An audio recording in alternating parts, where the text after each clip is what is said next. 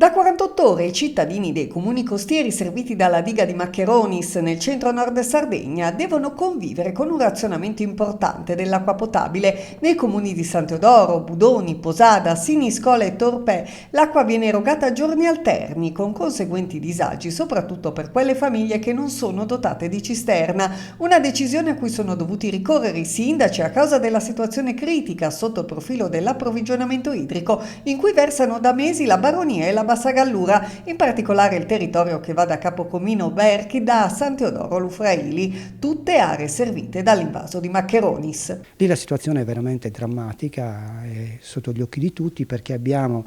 una disponibilità in diga di circa 800.000 metri cubi, che è veramente poco, a fronte di un consumo giornaliero di circa 30-40.000 metri cubi, per cui è necessario razionare l'acqua. Noi come consorzio abbiamo competenza nel settore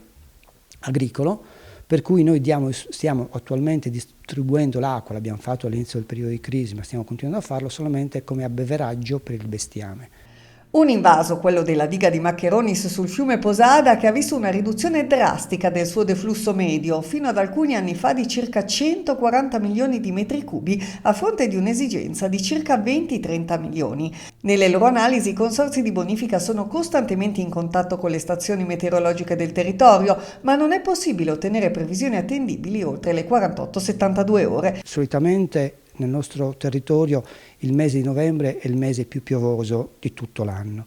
però ci sono stati anni purtroppo ci sono state le alluvioni in novembre, ci sono stati anni in cui ha piovuto veramente poco, ha piovuto poco anche a dicembre, per cui siccome non sappiamo se e quando arriverà quest'acqua, l'unica soluzione in questo momento è quella di razionarla.